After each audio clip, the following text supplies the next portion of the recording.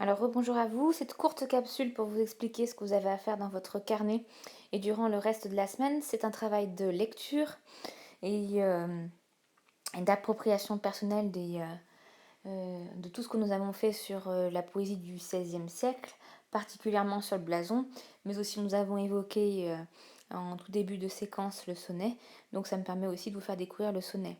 Alors blason et sonnet, ce sont des formes qui vont avoir un franc succès au-delà du XVIe siècle. C'est pourquoi il est intéressant de les avoir pour référence, comme ça l'année prochaine, en première, vous pourrez mobiliser ces connaissances.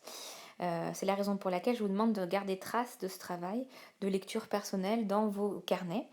Euh, donc, euh, je vous rappelle que normalement dans vos carnets, vous avez dû laisser 3 à 4 pages. Alors 4 pages dans mes souvenirs, mais je ne suis pas parfaite, donc je peux commettre une erreur. Donc vous avez laissé 4 pages dans vos carnets avant incendie et dans la séquence beauté et laideur. Donc si vous ouvrez vos carnets là maintenant, vous devez voir ces 4 pages vierges. Et bien ce travail-là que je vous demande de faire pendant tout le restant de la semaine, à compter de mardi pour les secondes 8 et à compter de jeudi pour les secondes 2, mais les secondes 2 peuvent s'organiser comme ils le souhaitent s'ils veulent avancer leur travail. Et bien c'est tout ça est à faire dans ces 4 pages, d'accord. Les 4 pages seront complètes puisque vous allez voir que je vous demande de retenir 4 poèmes. Donc je vous invite à retenir avec les 2 anthologies que j'ai constituées, 2 blasons et 2 sonnets de votre choix. Donc c'est ce que je vous indique ici, d'accord. Donc il faut retenir 2 blasons, 2 sonnets. Ça veut dire quoi? Ça veut dire que sur la page 1, vous mettez le premier blason, sur la page 2, le deuxième blason, sur la page 3, le premier sonnet, et sur la page 4, le deuxième sonnet. C'est pas plus compliqué que ça. Donc où faire le travail? Sur les 4 pages du carnet de lecteur que nous avions laissé avant incendie donc, d'accord. Maintenant, comment faire le travail? Pour le blason, vous avez le lien ici d'une anthologie, d'accord. Je trouvais ça sur internet, je la trouve plutôt intéressante et accessible, hein.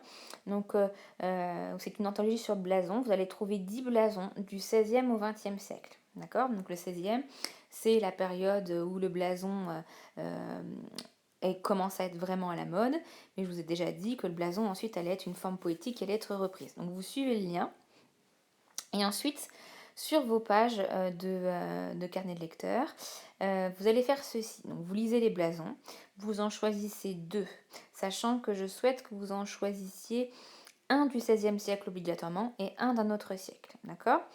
En haut de vos 2 pages, celles que vous allez consacrer au blason, d'accord, vous écrivez en haut, sur les 2 pages, lecture personnelle, le blason, une forme méritée de la Renaissance qui traverse les époques, d'accord. Ensuite, vous rappelez très sommairement ce qu'est un blason, puisque quand vous serez en première, il y aura à peu près 6 mois qui seront passés par rapport à aujourd'hui, et donc du coup, ce serait bien de vous souvenir de ce que c'est qu'un blason, très rapidement. Pour ça, vous pouvez vous appuyer sur la séance précédente. Vous choisissez un blason du XVIe siècle, un d'une autre époque, que vous copiez, que vous imprimez, vous collez, vous faites comme vous voulez, c'est pas moi qui vais les regarder. Enfin si, je vais les regarder, mais c'est pas moi qui vais vous embêter là-dessus. Un blason sur chaque page. Ensuite, vous notez l'époque du blason, donc en tête, d'accord, hein, du travail, le titre, l'auteur, si possible avec une belle typographie, vous savez que je suis attachée au soin.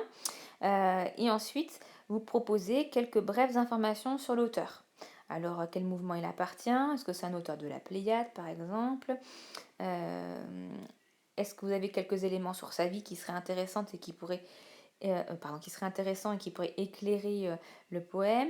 Est-ce que vous avez quelques éléments sur le recueil duquel est extrait le poème qui pourrait être intéressant? Ça vous demande un petit travail de recherche au préalable, d'accord.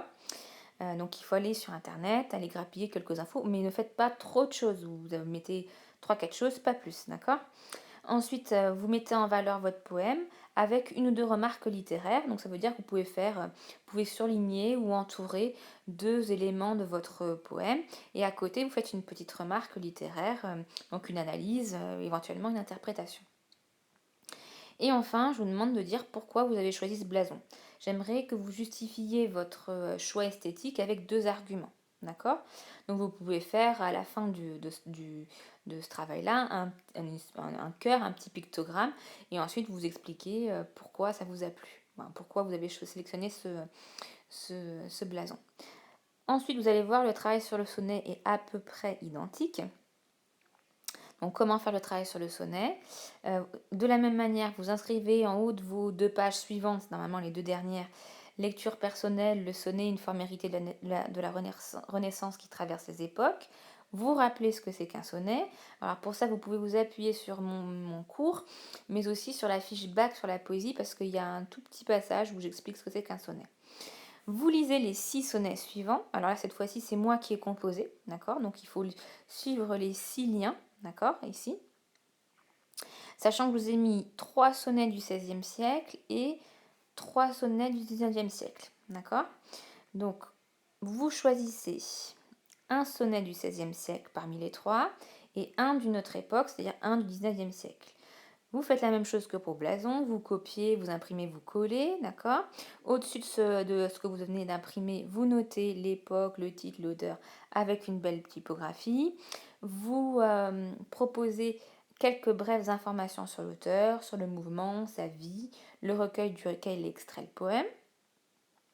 Et puis, alors à la différence de ce que je vous demandais de faire sur le blason, je vous demande de dégager les thèmes principaux du sonnet. De quoi parle ce sonnet? Est-ce que vous repérez un ou deux thèmes centraux? Et donc du coup, je vous demande de, si possible, hein, de repérer ces thèmes à repérer en fait, d'accord? Donc vous me dites quels sont les thèmes et puis vous repérez dans le texte, hein, vous entourez dans le texte les éléments qui vous font penser que c'est ce thème ou ces thèmes-là. D'accord? Ça, j'ai oublié de le noter ici. Et puis enfin, de la même manière que pour le blason, vous me dites pourquoi vous avez choisi ce sonnet. D'accord? Ce travail est à faire pendant toute cette semaine à venir. C'est un travail qui est assez long, donc moi je vous conseille de segmenter le travail en deux. Après le lundi, normalement, vous avez chacune des classes 2 séances de cours. Vous pouvez dispatcher d'abord vos lectures de blason, votre travail sur le carnet, puis un jour suivant, puisque vous avez 2 séances de français, vous faites le travail sur le sonnet. Organisez-vous, ne faites pas tout d'une traite, sinon vous allez avoir la tête pleine. Et enfin, pour terminer, je vous rappelle des choses que j'ai déjà dites et que j'ai déjà écrites dans mon mail. La semaine prochaine, vous allez avoir, normalement tout le monde aura reçu son commentaire. Je vais essayer d'aller le plus vite que je peux. Et donc du coup, vous aurez une séance le lundi où je vous rappellerai la méthode. C'est une séance de remédiation suite à la remise des copies. Je m'appuierai sur certains de vos travaux que j'aurai capturés en images. Hein. Et puis, on démarrera un samedi. Alors, pour les secondes 8 le mardi, pour les secondes 2 jeudi. Donc, il faut avoir lu l'œuvre, d'accord? C'est quand même un peu mieux, d'autant que je serais bien tentée de vous faire un petit test pour vérifier tout ça. Voilà pour les explications. Je vous souhaite un bon travail pour le reste de cette semaine et je vous souhaite une bonne semaine. Portez-vous bien.